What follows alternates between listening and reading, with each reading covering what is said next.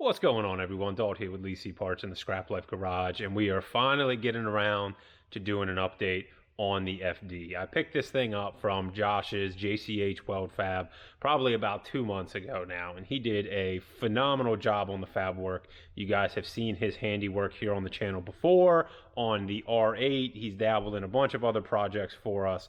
I put a link to his Instagram down in the description down below. Head over and check his stuff out because he does just absolutely phenomenal work.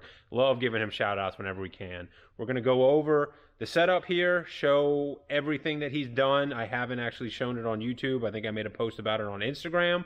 But this thing, unfortunately, has kind of been backburnered for a little bit. We were doing some stuff with the R8, getting it down to Florida for the TRC Street Kings event. A couple other just little projects, the holidays. Unfortunately, this thing kind of just got put on the back burner. But we made some progress on figuring out what we're going to be doing for the wiring on this car, because it's going to get a complete rewire chassis harness. A friend of mine, Scott, has done my previous FDs. He did my dad's 68 Camaro that you guys have seen here on the channel. Really looking forward to him working his handiwork on this thing because he does a great job. For the time being, I wanted to kind of show where the car is, its current state of condition, and then also talk about where we're going to be going with it. So this here is the setup. I have the front bumper removed.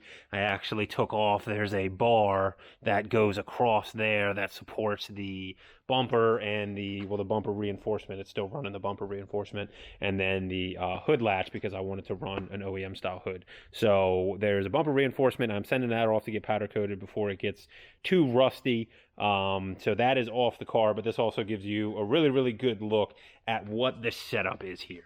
And when I went to Josh's, I had some very specific requirements on what I wanted to do. I wanted to specifically have the radiator set up like it is here. He went ahead and did the largest core that he possibly could to fit into that area. The radiator itself is a twin pass. He's used this on some Turbo LS setups in the past, so this should be fine as far as cooling goes for the car. And I may do something with, you know, venting the hood on the silver track car that Alex and I did. We had something kind of along those lines, and I like the way it looked with the symmetry. We may do something to get some air out of there.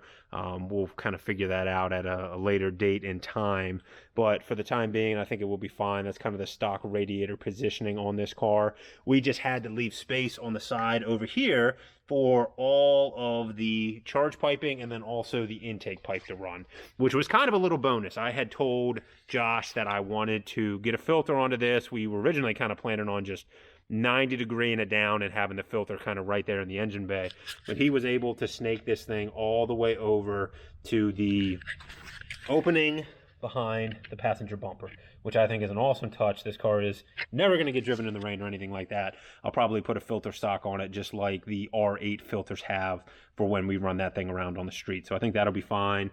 You can see the huge blow-off valve that is down there. Massive intercooler core here, and I really love how this came out because it is a vertical flow. A lot of Rx7s, the upgraded intercooler cores for them are horizontal flow, so you don't normally see the vertical flow. So it has a really great image through the front bumper. I really am very happy with how that came out. The radiator, the little swirl pot that's over here with the overflow tank, and then we also have the catch can tucked back in the engine bay. So there are many that follow the channel that know me from some of my previous cars that I've owned, one of which being my black FD with the green wheels and the green engine bay. And that was a car that I kind of let my OCD go crazy. I went through, I did a ton of stuff in the engine bay. The interior was done on it. I really took that car to, you know, like a level that I've never taken another car build to. Funny was at the time, I didn't really have, you know, like the money to get it, you know, like paint protection filmed or anything like that. And at that time, that stuff was way new. It wasn't even really around. So I didn't enjoy driving the car because it got rock chips, things along those lines. And I learned from that I didn't want to really like kind of take a car to that level again. But what I'm finding out is that as I'm going through this car and I keep trying to draw lines and say, okay, hey, I'm not going to worry about this right now. I'm going to worry about that later. I'm not going to get the car painted. I'm going to drive it like an ugly duckling for a bit. And I keep kind of just, it keeps snowballing, and I keep adding on to the plan and doing more and more and more. And what that really kind of culminated with is when the car was at Scott's, when he was evaluating all the wiring and figuring out what he wanted to do, he really wanted to get the car in more running condition to be able to start this thing, make sure that it doesn't have any issues before it leaves the shop. But what that means is that I have to get basically everything in place as I want it from a long-term perspective. Otherwise, we're going to go back and do the wiring again, which I don't want to do. So I made the trek down this past weekend to Fritz Flynn, his house down in Central Virginia. A lot of the old school forum Rx7 guys will know that name. He used to just do crazy amounts of parts with Rx7s back in the day. And he still has a really nice, large supply of FD Rx7 parts. So I went down there. I picked up a ton of interior parts. I actually picked up 2 dashboards for the car because ultimately I have a kind of a longer term plan. I want to do a nicer dashboard in the car because it's not going to have HVAC, so I don't want those vents, and I'm going to kind of plug up all the holes and wrap it really nicely in leather and do all that. So that's a long-term plan, but for the time being, I'm going to put one of the dashboards in the car so that way it has a dash for Scott to do the wiring. We can get everything in place. The unit for the Holly we can put in place, all of that type. I'm going to go ahead and order some Alcantara for the headliner because, again, I'm only going to do that once. I don't want to put it all in and then have to take it all back out. So we're going to go ahead and do that at this time. But where that is leading me is the question of what I want to do here in the engine bay. Because ultimately, I want to go through and I want to clean up this engine bay and I want to make it look better.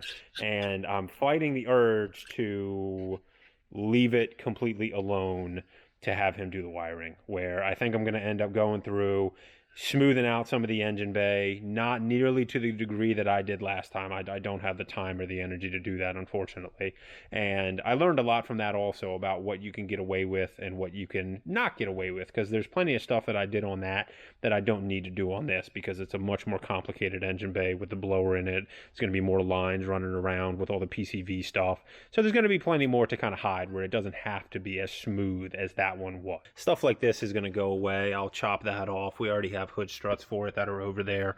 I'm going to go through, kind of smooth out these shock towers here. That's kind of a big thing on these cars. Filling the holes is nice and everything, but these stampings, because this shock tower isn't smooth, I felt like that was a really, really big deal for the overall look. Again, on my last one, I went through and I totally smoothed the firewall, and I'm not going to do that on this one. This lower section I might. I think what I'm going to do is the lip right here, I'm going to just bring and dead end right into the firewall and then smooth that section there. The previous owner had cut out like a little relief behind there, which is nice for giving the intake manifold some clearance. But we're really going to focus on just keeping this simple, filling the holes where we can. Like this right here, I think will look a whole lot better if this gets smoothed out, so it's kind of similar contour to that there. Little stuff like that. Wipers, going to go away.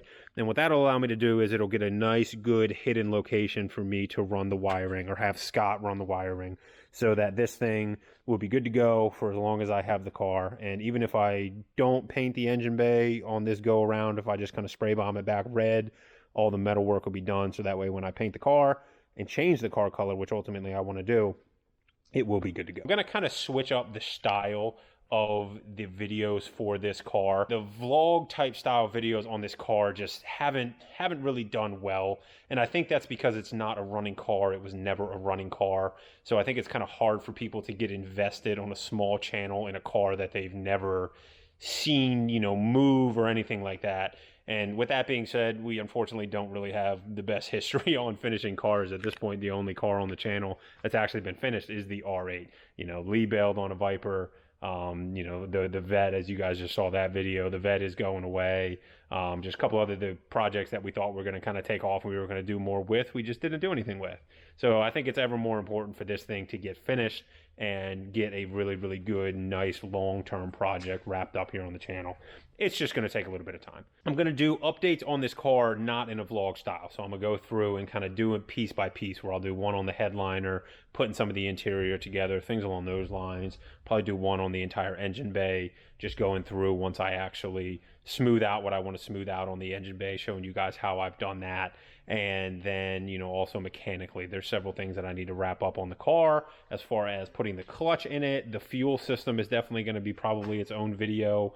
Rear end needs to be wrapped up. So we're going to kind of break it down into videos on each section of the car, and I'm going to wait until I basically complete each section to upload a video. It's not just going to be, hey, this is what I'm working on today, and whatever ends up in the video ends up in the video. I'm going to focus more on completing the individual parts of the car to then get us to the whole product.